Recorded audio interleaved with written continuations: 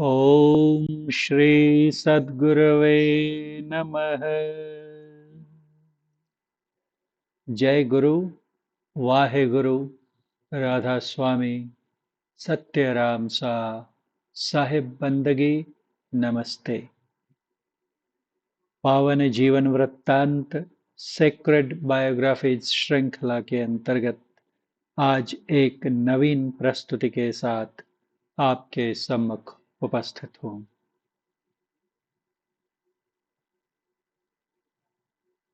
आपकी प्रसिद्धि पूरे हिंदुस्तान में फैली हुई है। लोग आपको एक दरवेश, सच्चे ज्ञानी पुरुष, संत की तरह जानते हैं। मेरी आपके समक्ष एक जिज्ञासा है जिसका समाधान करने की कृपा करें। बादशाह अकबर ने संत दादू दयाल जी से कहा। कहीं न कहीं प्रश्न करने के समय उनके मस्तिष्क में इनकी परीक्षा लेने का विचार भी रहा हो, इनकी सर्वज्ञता के बारे में, इनके ज्ञानमयता के बारे में। दादू दयाल जी ने कहा, कहिए बादशाह, आपका क्या प्रश्न है? अकबर साहब ने कहा कि मुझे ये बताएं कि ऊपर वाले ने पहले दिन बनाया अथवा रात बनाई, पहले मुर्गी बनाई या अंडे, पहले वृक्ष उत्पन्न किया या बीज? सामान्य कोई व्यक्ति ऐसा प्रश्न सुनकर आज भी चकरा जाए, क्योंकि तर्क बुद्धि, तर्कणा शक्ति के आधार पर इसका उत्तर दे पाना, इन प्रश्नों के उत्तर दे पाना असंभव है। परंतु वे तो पूर्ण संत थे। उन्होंने कहा, सुनो बादशाह, वह परवरदिगार हमारी तुम्हारी तरह असमर्थ या अपूर्ण नहीं है। वह सर्वसमर्थ है। एक शब्द थे सब किया, ऐसा समर्थ सोए, आगे पीछे सो करे, जे बलहीना होए। आगे पीछे, ये पहले ये बाद में, ऐसा तो वो करते हैं जो बलहीन होते हैं, सामर्थ्य विहीन होते हैं। वो प्रभु तो सर्वसमर्थ हैं। उसने एक साथ दिन और रात दोनों बना दिए। आज देखिए उदाहरण के तौर पर कि पृथ्वी के एक गोलार्ध में दिन होता है, उसी समय दूसरे गोलार्ध में रात्रि का साम्राज्य होता है। एक साथ उन्होंने दोनों बनाया और शब्द को अपनी सर्जक शक्ति के रूप में प्रयोग करके एक कंप से समूची सृष्टि का निर्माण कर दिया। संतों की श्रृंखला में संत दादू दयाल जी का नाम अत्यंत सम्मान, भक्ति एवं आदर के साथ लिया जाता है। संत दादू दयाल हिंदी के भक्ति काल में ज्ञानाश्रयी शाखा के प्रमुख संत कवि थे। इन्हें संत मत में संत कबीर साहब और गुरु नानक देव के समकक्ष सम्मान समुपलब्ध है। इनके 52 पट्ट शिष्य थे, जिनमें संत गरीबदास, संत सुंदरदास, संत रजब और संत बखना मुख्य हैं। दादू जी के नाम पर दादू पंथ चल पड़ा। ये हिंदी, गुजराती, राजस्थानी, संस्कृत आदि कई भाषाओं के ज्ञाता थे। इन्होंने कई शब्द और साखियां लिखी। इनकी रचनाएं प्रेम भाव से परिपूर्ण, विशुद्ध एवं गूढ़ आध्यात्मिक ज्ञान से ओतप्रोत हैं। जाति पाति के निराकरण, लोगों में सामंजस्यपूर्ण समभाव तथा मनुष्य शरीर पाकर इसके चरमोत्कर्ष, सर्व प्रमुख उद्देश्य आत्म साक्षात्कार एवं पूर्ण मोक्ष की प्राप्ति हेतु सद्गुरु से सदयुक्ति सीखकर उसका निरंतर समर्पित तल्लीनता पूर्वक अभ्यास आदि इनकी रचनाओं एवं सदुपदेशों के मुख्य विषय थे। संत दादू दयाल जी का जन्म अहमदाबाद में हुआ बताया जाता है, परंतु ऐसा हुआ था अथवा नहीं, इसकी प्रामाणिक जानकारी प्राप्त करने के विश्वसनीय स्रोत उपलब्ध नहीं है। फिर भी इतना तो निश्चित है कि उनके जीवन का एक बड़ा भाग राजस्थान और गुजरात में बीता। इनके उपदेश दादू जी वाणी, दादू जीरा दुहा तथा संत रज्जब जी रचित अंगवधु में संग्रहित हैं। दादू जी के उपदेशों व लेखन की भाषा सरल भारतीय मिश्रित सधुक्कड़ी भाषा थी। इन्हें राजस्थान का कबीर कहा जाता है। दादू पंथ की प्रमुख पीठ नारायणा जयपुर में स्थित है। दादू पंथी साधु आपस में अभिवादन के तौर पर सत्यराम या सत्यराम सा कहा करते हैं। इस पंथ के सत्संग स्थल को अलख दरीबा कहते हैं। संत दादू दयाल ने ऐसे स्थान को चौगान भी कहा है। दादू के प्रमुख 52 शिष्यों को दादू पंथ के 52 स्तंभ कहा जाता है। संत कवि दादू दयाल का जन्म फाल्गुन सुदी 8 बृहस्पतिवार संवत 1601 तदनुसार ईस्वी सन 1544 ईस्वी को हुआ था। संत दादू दयाल जी का जन्म भारत के राज्य गुजरात के अहमदाबाद शहर में हुआ माना जाता है। इस संप्रदाय के प्रमुख स्थल नरैना में दादू जी के जन्मदिन पर प्रत्येक वर्ष फाल्गुन शुक्ल पंचमी से एकादशी तक विशाल मेला लगता है। जैसा कि पहले ही उल्लेखित किया गया है कि संत दादू दयाल जी के जन्म स्थान, जन्म तिथि, नाम, जाति, माता पिता, गुरु, शिक्षा, यात्राओं तथा मृत्यु काल के संबंध में मतैक्य नहीं है। भारतीय और पश्चिमी विद्वानों ने इस संबंध में विभिन्न परस्पर विरोधी विचार व्यक्त किए हैं, परंतु इनमें से किसी एक के विरुद्ध दूसरे मत को सिद्ध करने के लिए आवश्यक प्रमाण उपलब्ध नहीं है।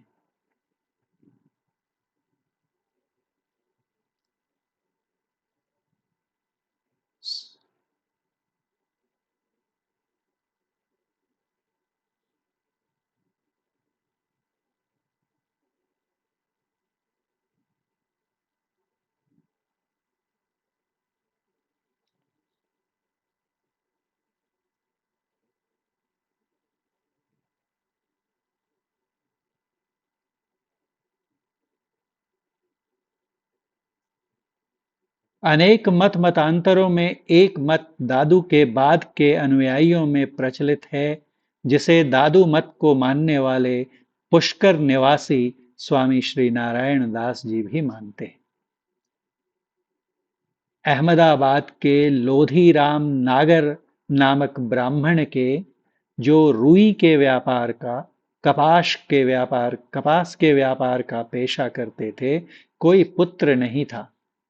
वे बड़ी लगन के साथ अपने धार्मिक कार्यों को किया करते थे और जो भी साधु महात्मा मिलते, उनकी बड़ी आव भगत के साथ इस आशा से सेवा करते थे कि वे उनके पुत्र की इच्छा पूरी करेंगे। एक दिन एक महात्मा उनके पास आए और लोधी राम जी की सेवा भक्त से प्रसन्न होकर उनसे बोले, तुम हर रोज की तरह कल सुबह साबरमती में स्नान करने जाना, वहीं प्रभु की कृपा से तुम्हारी इच्छा पूरी होगी। दूसरे दिन सुबह लोधीराम जब नदी में स्नान करने गए, तो उन्हें नदी की धारा में बहते हुए कमल दलों पर एक बच्चा मिला। उनके आश्चर्य और प्रसन्नता का ठिकाना न रहा। बड़े ही प्यार से वे बच्चे को घर ले आए। उनकी पत्नी बच्चे को देखकर फूली न समाई और कहा जाता है कि जैसे ही उन्होंने बच्चे को गोद में लिया, उनके स्तनों में दूध भर आया। परंतु रज्जब जी और दादू के दूसरे शिष्यों तथा दबिस्ताने मजाहिब के अनुसार दादू जन्म से मुसलमान थे और उनका पेशा धुनिया रुई धुनने वाले का था। यह बात दोनों जगह उभयनिष्ठ है। भारतीय रहस्यवाद के विद्वान ने लिखा है कि वे असल में एक मुसलमान थे जिनकी पत्नी का नाम हव्वा था और उनके लिए नदाफ शब्द का प्रयोग किया है, जिसका अर्थ धुनिया होता है, जो रुई धुनने वाले के पेशे से आते हैं। और उनके अनुसार भी ये मुसलमान थे। उन्होंने इसके लिए कुछ प्रमाण भी उपस्थित किए हैं, पर इनमें भी इस बात पर भी विद्वानों में एक मतता नहीं है। एक अन्य विद्वान पंडित सुधाकर द्विवेदी जी संत दादू दयाल जी को बनारस का मोची बतलाते हैं और इनका नाम उनके अनुसार महाबली था। इसके प्रमाण स्वरूप द्विवेदी जी दादू जी की रचित इस पंक्ति का हवाला देते हैं। दादू मोट महाबली घट घृत मथि करि खाए।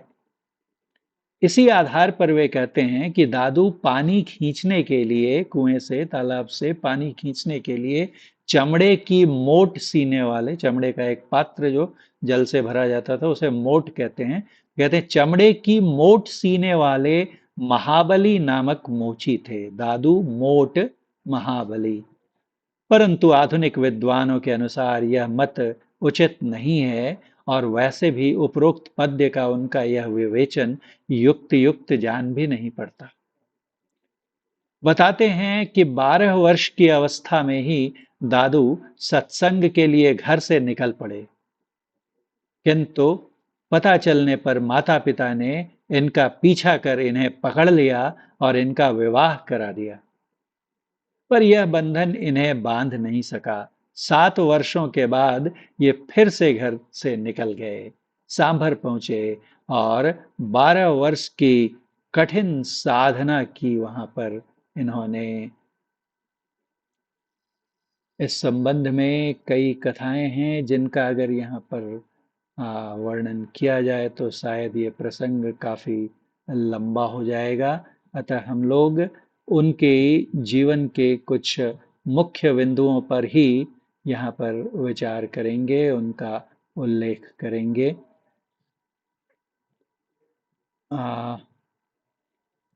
कहते हैं कि ये 12 वर्ष के जब हुए थे तब तो ये भाग गए थे। इनके माता पिता कौन थे, उनकी जाति क्या थी, इस विषय पर भी विद्वानों में मतभेद है।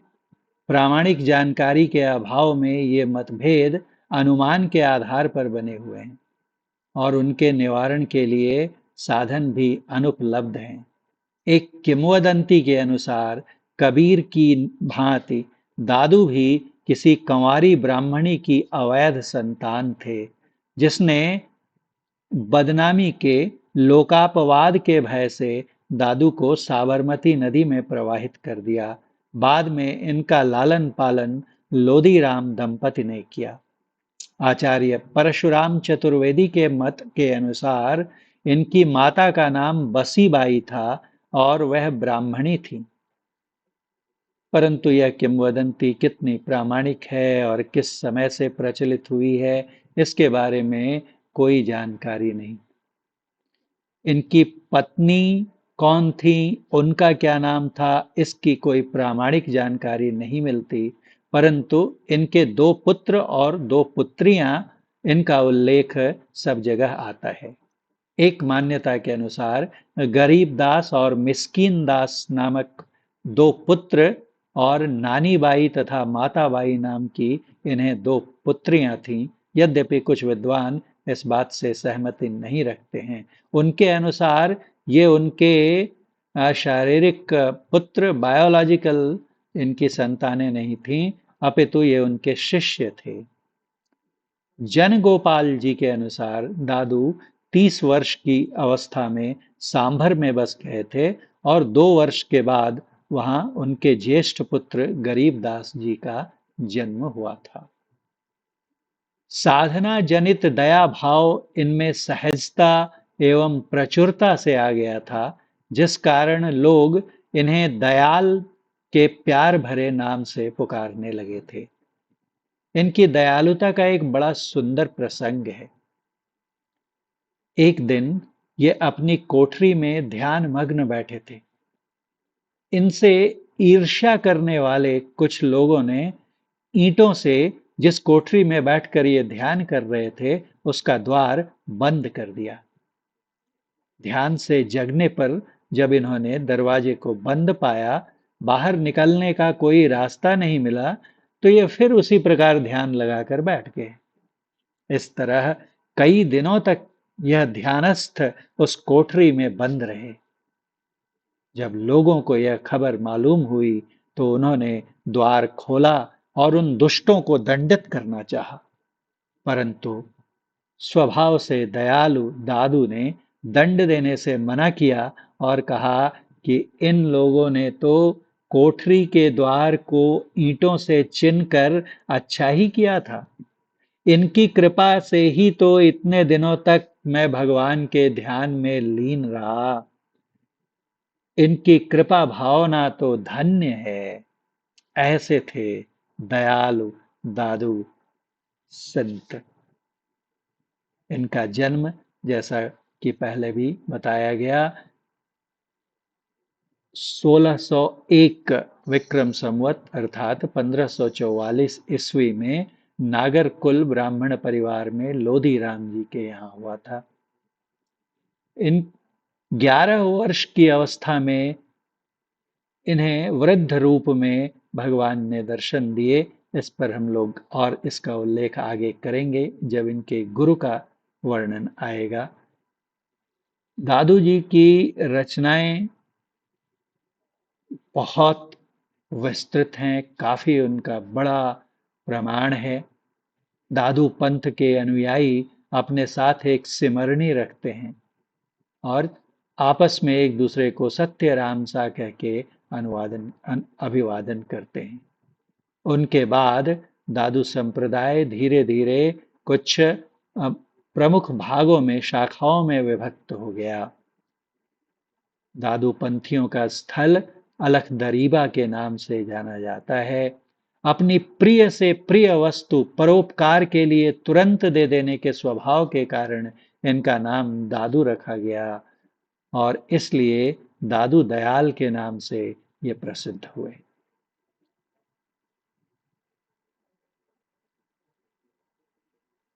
दादू दयाल जी के गुरु के बारे में भी मतभेद है। विद्वानों में आपस में सहमति नहीं है। दादू जी ने अपनी वाणियों में, अपनी रचनाओं में गुरु की महिमा का बहुत बखान किया है, लेकिन उनका अपने गुरु का कहीं नाम नहीं लिया है, जिनके ज्ञान के प्रभाव से दादू का व्यक्तित्व लौकिक बाधा बंधनों को काट सका। परंतु उनकी रचनाओं में काफी प्रचुरता से गुरु की महिमा का वर्णन उपलब्ध होता है।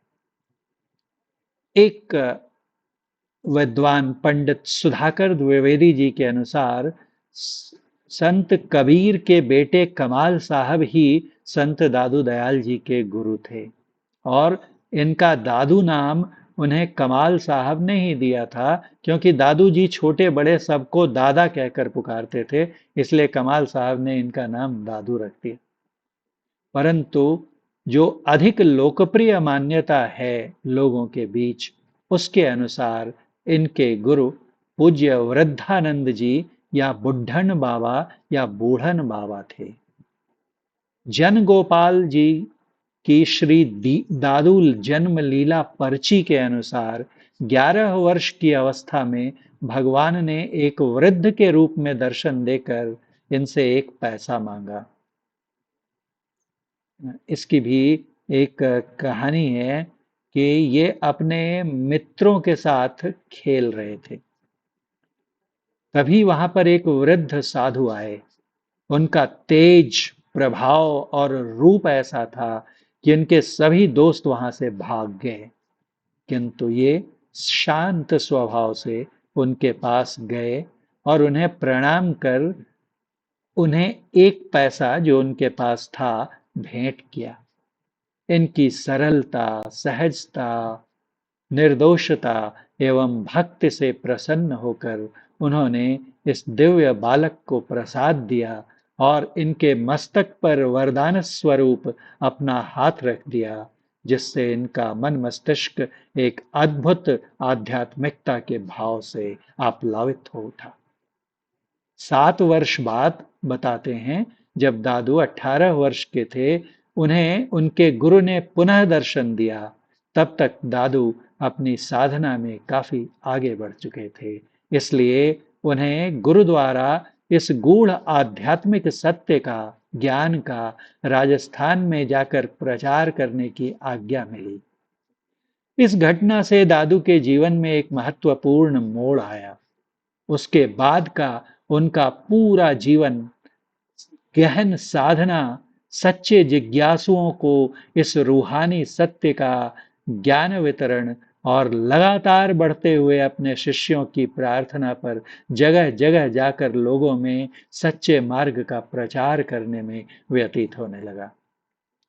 कुछ विद्वानों का मानना है कि दादू के गुरु शेख बूढ़न थे, जो कादरी शाखा के एक और सूफी महात्मा थे और दादू जी की युवावस्था के प्रारंभिक काल में जीवित थे। शेख बूढ़न अकबर के समय में हुए थे और उनके वंशज अब भी जयपुर के पास सांभर में पाए जाते हैं। खैर, जो भी हो, 19 वर्ष की अवस्था में दादू जी ने अहमदाबाद से विदा ली और 6 वर्षों तक गुजरात और राजस्थान के मध्य जगह जगह घूमते हुए 25 वर्ष की अवस्था में सांभर पहुंचे, जो राजस्थान की प्रसिद्ध नमकीन झील, नमक झील, लवण झील सांभर के किनारे बसा हुआ है। वे सांभर में 12 वर्ष पर्यंत रहे। यद्यपि दादू जी विवाहित थे और संत कबीर की तरह अपने पूर्वजों के पेशे से अपनी जीविका चलाते हुए गृहस्थ जीवन व्यतीत करते थे, फिर भी उनका जीवन परमात्मा की गहरी भक्ति में डूबा हुआ था और वे पूरी तरह परमात्मा की कृपा पर निर्भर रहते हुए संतुष्ट जीवन बिताते थे। उनके अनुसार मांग कर खाना, भिक्षा यापन इस मार्ग पर चलने के लिए उचित नहीं है। दादू रोजी राम है, राजिक रिजक हमार, दादू उस प्रसाद सू, पोष्या सब परिवार, मांगे न खाई नहीं जग आसा। उनके परिवार में उनकी पत्नी, उनके 2 लड़के और 2 जुड़वा लड़कियां थीं। बड़े लड़के की पैदाइश उनके 32 वर्ष की अवस्था में हुई। छोटा पुत्र 2 साल बाद पैदा हुआ और उसके 2 वर्ष बाद जुड़वा पुत्रियों का जन्म हुआ। सभी को दादू ने बाद में अपना शिष्य बना लिया। यद्यपि दादू गुजराती, फारसी, संस्कृत इत्यादि का अच्छा ज्ञान रखते थे, पर यह ठीक से पता नहीं कि उनकी पढ़ाई, उनका अध्ययन नियमित रूप से विधिवत किसी विद्यालय में हुआ या यूं ही उन्होंने विद्या सीखी। जो भी हो, विभिन्न स्थानों में भ्रमण करने से उनके ज्ञान में अवश्य वृद्धि हुई, जैसा कि उनकी वाणी में आए कई भाषाओं के शब्दों और उनकी उच्च कोटि की पदावली से स्पष्ट पता चलता है। उससे भी बढ़कर उनकी वाणी में जो गरिमा, सुंदरता और हृदय स्पर्शी शक्ति है, वह बिना गहरी अंतर्दृष्टि और उच्चतम आध्यात्मिक अनुभव के संभव ही नहीं। दादू साहिब के संबंध में कई चमत्कारिक घटनाओं का उल्लेख पाया जाता है। हालांकि उनके लिए इन चमत्कारों का कोई महत्व नहीं था और वे स्वयं यह नहीं कहते थे कि वे चमत्कार दिखलाते हैं। उनके अनुसार संत परमात्मा से एकाकार हो चुके होते हैं, इसलिए परमात्मा स्वतः संतों एवं उनके प्रेमी सेवकों की विशेष रूप से संभाल करता है, जो सामान्य लोगों की दृष्टि में चमत्कार प्रतीत होता है।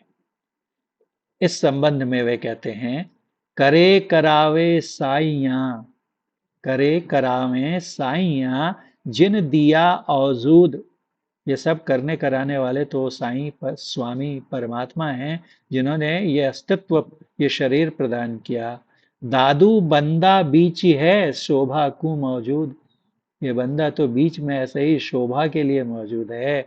सब कुछ तो उनकी कृपा से होता है। परंतु फिर भी उनके जीवन से जुड़ी कई विस्मयकारी घटनाएं हैं, जिनमें से किंचित घटनाओं का हम यहाँ संक्षेप में उल्लेख करना चाहेंगे। सांभर में आने के बाद कुछ ही दिनों के अंदर दादू की शिक्षा और उनके रहन सहन के ढंग को देखकर सनातनी और मुसलमान दोनों उनसे ईर्ष्या करने लगे। कारण, दादू अपने को किसी जाति या कौम का नहीं मानते थे। जाति भेद की वे निंदा करते थे।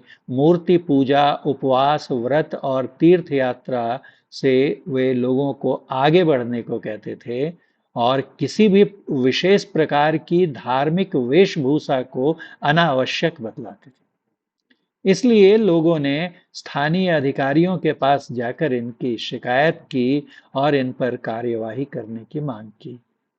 अधिकारियों का के मस्तिष्क में उन्होंने अपनी बात इतनी मजबूती से रखी कि अधिकारियों ने यह घोषणा जारी कर दी कि जो दादू के पास जाएगा उसे 500 रुपए दंड भरना होगा। इस हुक्म के बावजूद दो प्रेमी शिष्य दादू के दर्शन के लिए चले आए। दादू ने उन्हें समझाया कि वे सरकार को 500 रुपए दंड देकर इस प्रकार अपने धन को व्यर्थ ही बर्बाद कर रहे हैं। इस पर शिष्यों ने जवाब दिया कि जब तक हमारे पास पैसा है तब तक हम दंड देंगे और आपके अनमोल दर्शन और सत्संग का लाभ उठाएंगे। यह तो सचमुच में एक सस्ता सौदा है। उनके दृढ़ संकल्प और पक्के इरादे से प्रसन्न हो दादू ने कहा कि ठीक है, हुक्मनामे को अच्छी तरह पढ़कर ही दंड देना। जब इन प्रेमी शिष्यों को पकड़कर न्यायालय में प्रस्तुत किया गया और उनका अपराध साबित करने के लिए सरकारी आदेश पत्र पढ़ा गया, तो उसमें यह लिखा हुआ था, जो दादू के पास नहीं जाएगा उसे 500 रुपए दंड भरना होगा। इसे सुनकर सभी भौचक्के रह गए और दोनों शिष्यों को तुरंत रिहा कर दिया गया। अब शिष्यों ने कहा कि अब तो इस आदेश के अनुसार हम दोनों को छोड़कर बाकी सभी लोगों को जुर्माना देना चाहिए। इस घटना से कुछ लोगों को ऐसा लगने लगा कि दादू सच्चे महात्मा हैं। परंतु सांभर मुसलमानी राज्य शासन के अंदर था और स्थानीय मुसलमान शासकों के लिए दादू को एक सच्चा फकीर मानना मुश्किल हो रहा था। अजमेर का एक काजी जो सांभर के दौरे पर आया हुआ था, कुरान शरीफ को अपने हाथ में लिए दादू के पास आया और धमकाते हुए इनसे पूछा कि खुदा को राम कहने का कुफ्र वे क्यों करते हैं? राम को पूजने वाला तो काफिर होता है। दादू ने अपनी बात नम्रता परंतु दृढ़ता के साथ रखने की कोशिश की और काफिर का अर्थ समझाते हुए कहा, सो काफिर जो बोले काफ, दिल अपना नहीं राखे साफ। जिसका हृदय साफ नहीं है, वास्तव में काफिर तो वो है साईं को पहचाने नहीं। स्वामी की प्रत्यक्ष अपरोक्ष पहचान तो है नहीं। कूड़ कपट सब उसी ही माही, कपट का कूड़ा तो उसी के अंदर भरा पड़ा है। इससे काजी और भी नाराज होकर अनाप शनाप बकने लगा। इस पर दादू ने कहा, काजी कजा न जान ही, कागद हाथी कतेब। हाथ में कागज की किताब ले ली है, पढ़ता पढ़ता दिन गए, भीतर नाही भेद। अंदर में तो उस भेद को पाया नहीं है, मर्म को जाना नहीं है, और सिर्फ किताबी ज्ञान पढ़ता पढ़ता दिन गए। इस पर क्रोधित होकर काजी ने दादू के मुख पर मुक्का मारा। दादू ने न इसका कोई प्रतिवाद किया और न ही कोई नाराजगी, अप्रसन्नता जाहिर की। बल्कि अपने मुख को की दूसरी ओर को काजी की तरफ घुमाते हुए कहा कि आपकी जितनी इच्छा हो मार कर अपना पूरा गुस्सा निकाल लीजिए। उनके इस क्षमाशील व्यक्तित्व से काजी बहुत प्रभावित हुआ और लज्जित होकर उनसे उन्होंने इनसे माफी मांगी। कुछ समय बाद विलंद खान खोजा नाम का एक उच्च अधिकारी सांभर में आया और दादू के शत्रुओं ने उसे भड़का दिया कि वह दादू पर मतवाला हाथी छोड़कर उन्हें मरवा डाले। परंतु जब ऐसा किया गया तो उस हाथी को देखकर सभी लोग इधर उधर तितर बितर हो गए, परंतु दादू शांत निर्भय खड़े रहे और कहते हैं कि वह हाथी इनके पास आकर शांत खड़ा हो गया।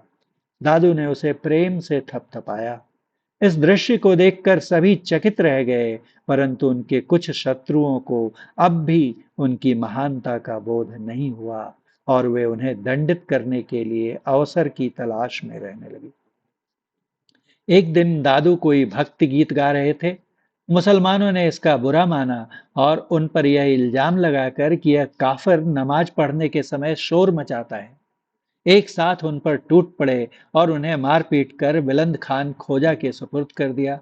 विलंद खान ने उन्हें हवालात में बंद कर दिया, पर दादू को फिर भी उसी प्रेम के साथ गाते सुनकर सभी विस्मित हो गए। उन्होंने देखा कि दादू का एक शरीर हवालात की कोठरी के अंदर है और दूसरा शरीर बाहर है। इस घटना से विलंद खान की आंखें खुल गईं। उसने तुरंत दादू को रिहा कर उनसे क्षमा याचना की और उनके पैरों में गिर पड़ा। इस पर दादू जी ने कृपा पूर्वक उससे कहा कि हम सोना तुम किया सुनार, ताते धनी रु नाम तुम्हार। कहते हैं इस घटना के बाद से विलंद खान दादू का समर्थक बन गया और उनके प्रति लोगों की शत्रुता जाती रही। उनकी इस प्रकार की शक्ति को देखकर एक बार 7 विभिन्न जमायतों ने समूहों ने एक ही दिन एक साथ धार्मिक उत्सव मनाने का कार्यक्रम बनाया और उन्हें आमंत्रित किया। परंतु दादू किसी एक जमायत के साथ अपने को करके उनका दूसरों का दिल दुखाना नहीं चाहते थे, इसलिए उन्होंने किन्हीं के लिए हामी नहीं भरी और भजन में बैठ गए। लेकिन कहते हैं कि जब उनकी जमायतों के कार्यक्रम का समय हुआ तो परमात्मा की कृपा से वे ठीक एक साथ उसी समय पर सही समय पर सातों जमायतों में शामिल पाए गए। उनकी दयालुता और क्षमाशीलता असीम थी। कहते हैं एक रात उनके आश्रम में एक चोर घुस गया। उसकी आहट से कुछ शिष्यों की नींद खुल गई और उन्होंने आवाज दी, कौन है? कोई उत्तर न मिलने पर उन्हें संदेह होने लगा। दादू तुरंत उठ गए और शिष्यों से कहा कि शोर न मचाओ। धीमी आवाज में वे चोर से यह कहते हुए सुने गए कि तू जल्दी से यहाँ से भाग जा, नहीं तो लोग तुझे पकड़कर सजा देंगे। दूसरे दिन सुबह वह चोर दादू के पास आया और फिर कभी चोरी न करने की शपथ ली।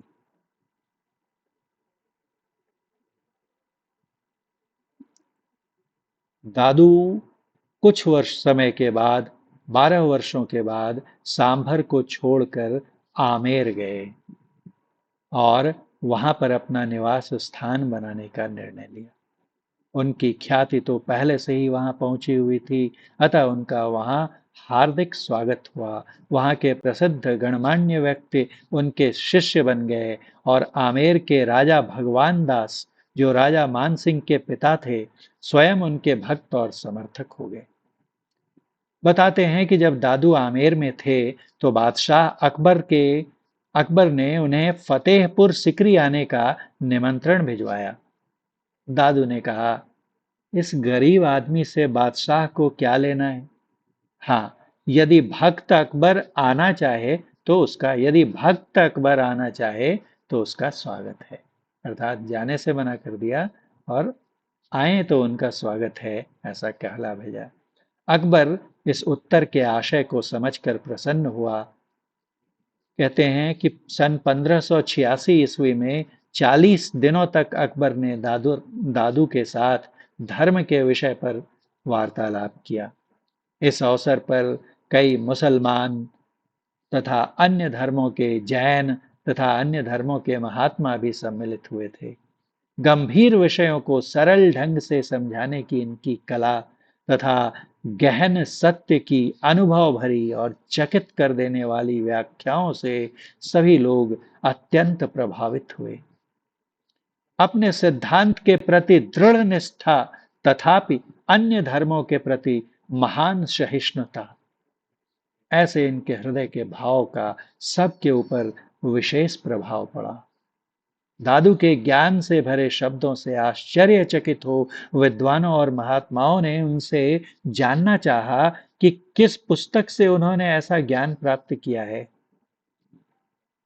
दादू जी ने बताया कि सर्वशक्तिमान परमात्मा ने हमारे शरीर के अंदर ही ज्ञान का समस्त भंडार रख छोड़ा है, जिसे सहजता पूर्वक प्राप्त किया जा सकता है।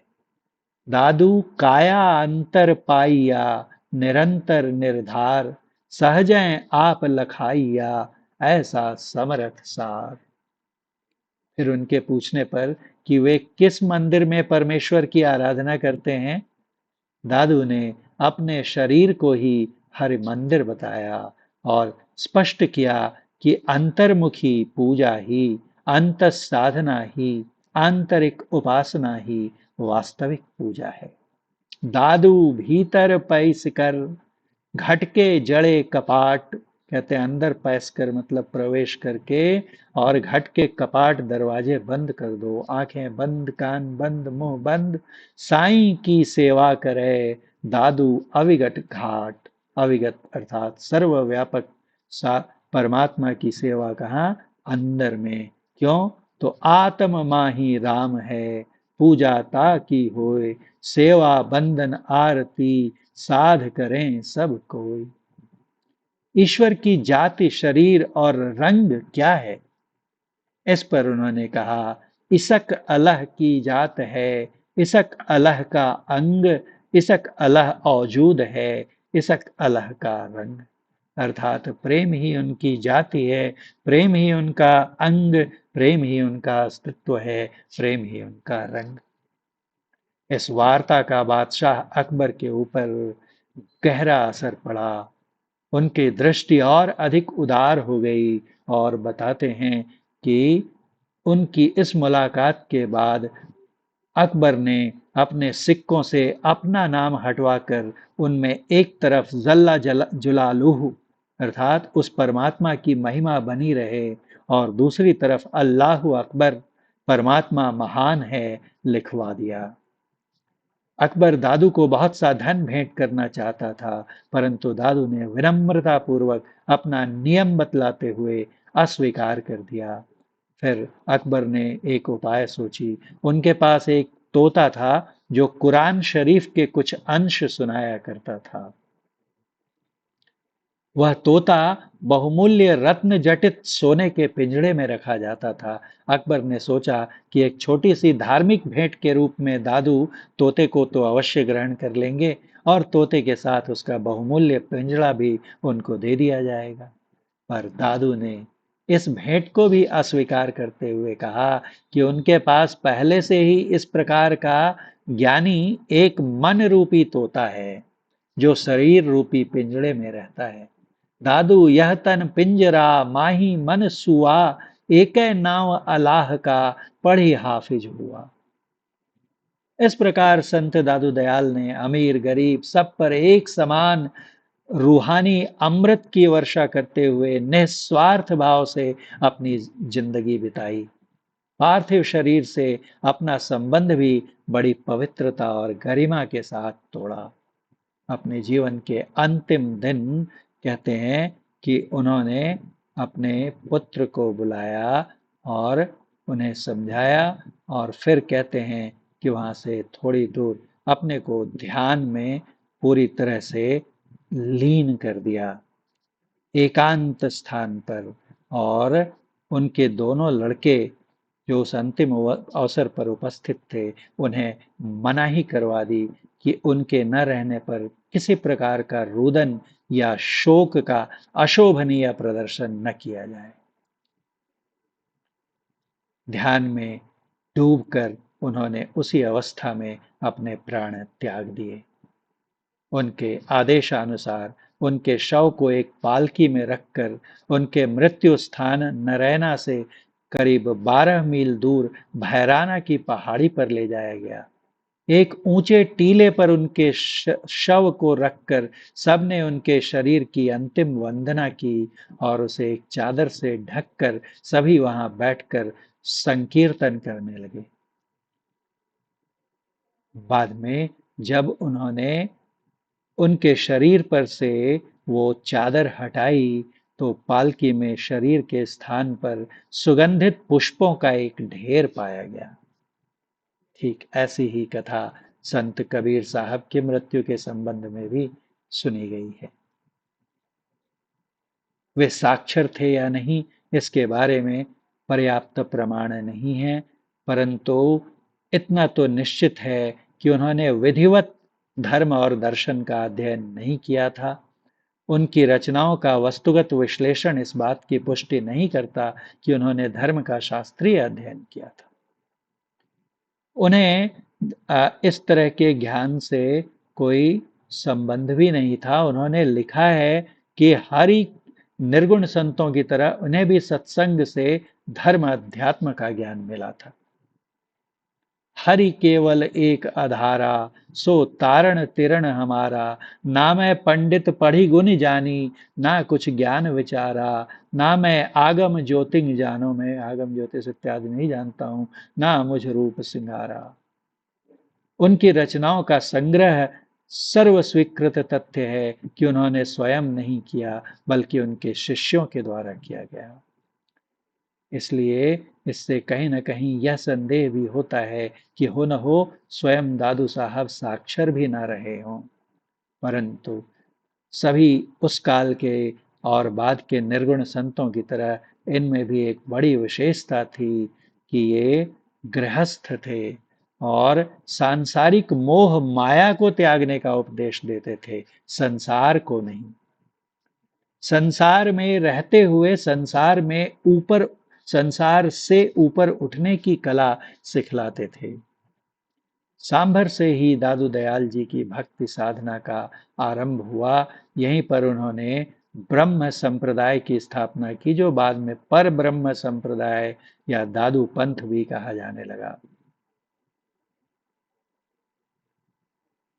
उनकी आय के साधन क्या है, वो परिवार का भरण पोषण कैसे करते हैं, पूछा गया तो उनका कहना था, दादू रोजी राम है, राजिक रिजक हमार, दादू उस पर साध सो पोष्या सब परिवार। दादू पंथ के बारे में पहले ही बतलाया गया था। 6 पंथ थे, इनके बाद जो संप्रदाय हुए और उनमें से एक नागा संप्रदाय भी था।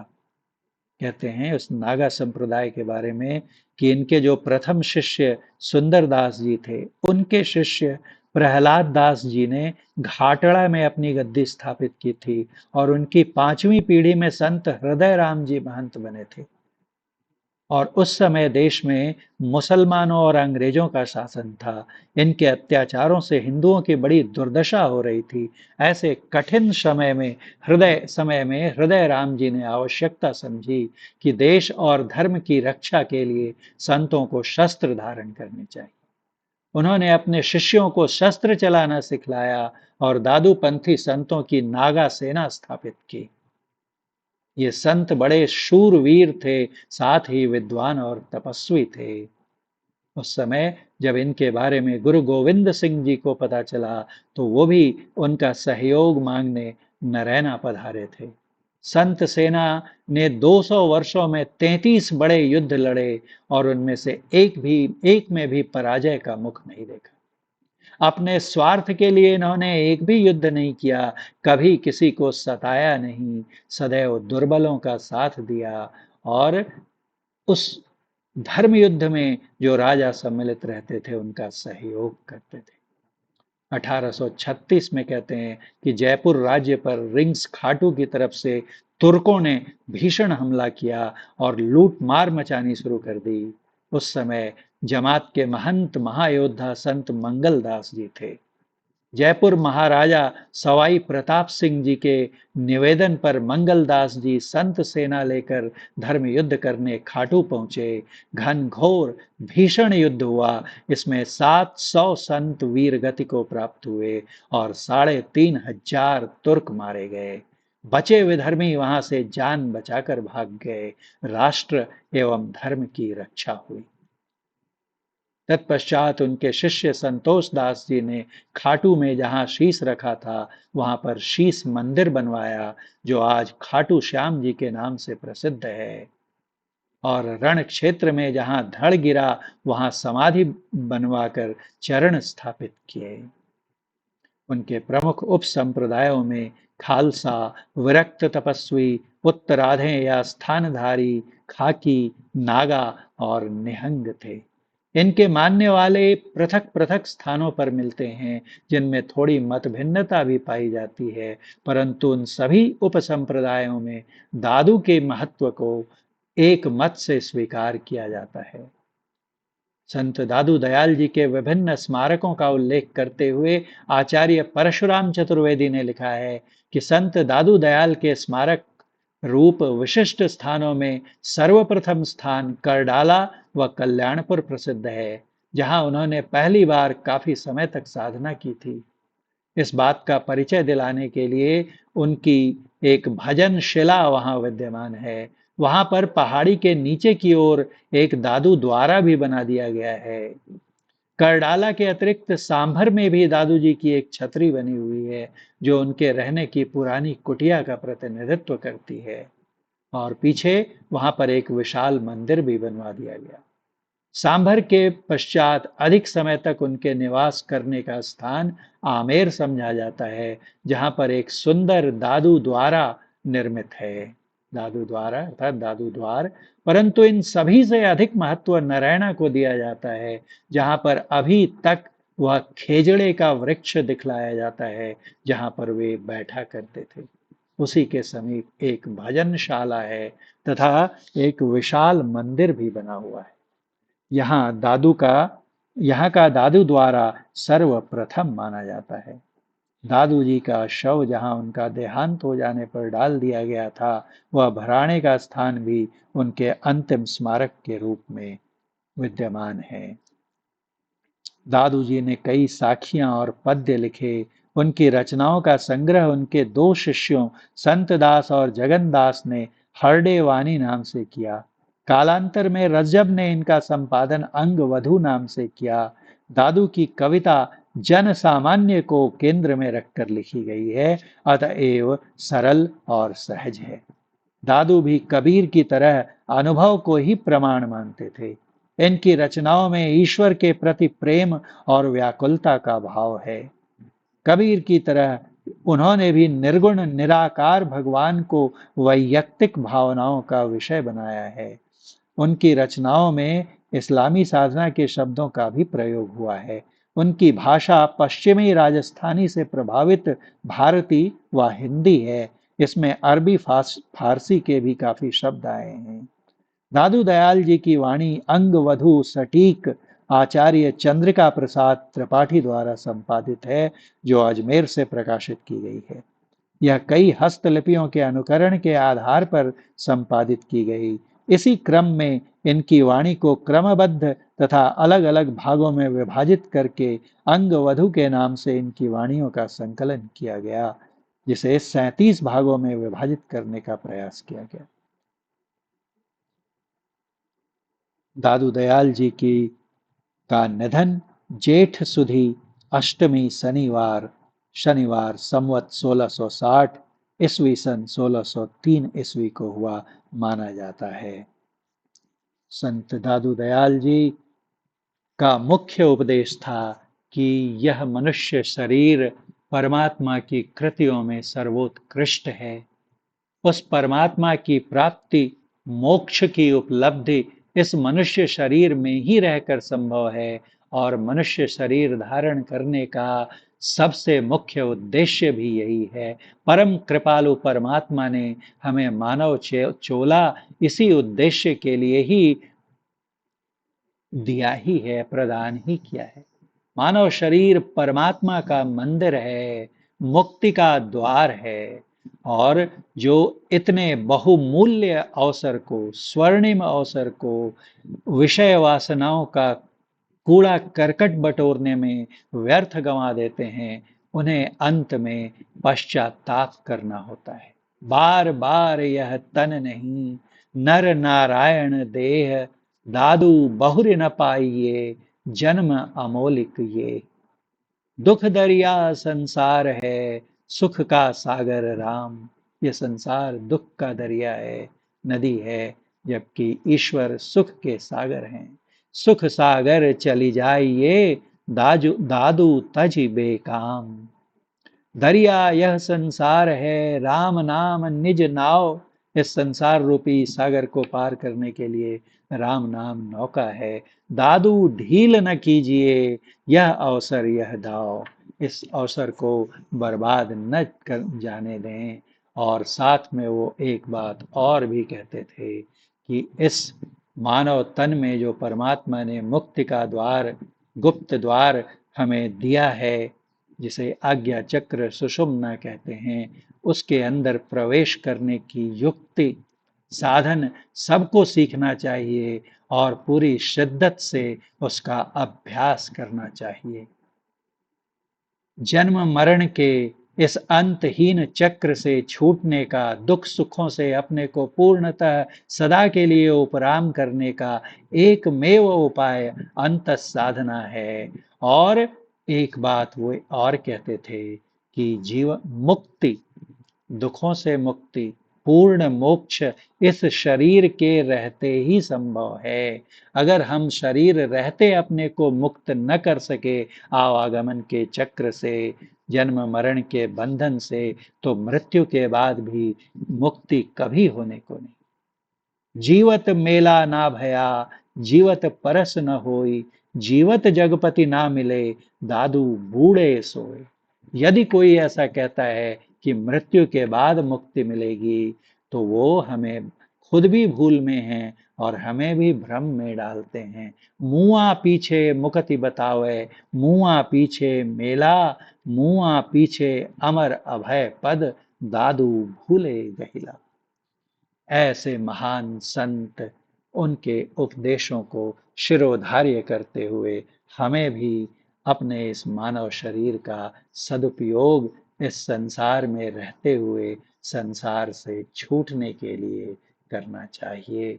यही ऐसे संतों के प्रति हमारी सच्ची आदरांजलि होगी। आशा है आपको संत दादू दयाल जी के जीवन पर आधारित यह प्रस्तुति पसंद आई होगी। शीघ्र ही एक नई प्रस्तुति के साथ आपकी सेवा में पुनः प्रस्तुत होऊंगा। तब तक के लिए जय गुरु, राधा स्वामी, वाहे गुरु सत्य राम सा, संत दादू दयालवे नमः। जय गुरु, नमस्ते।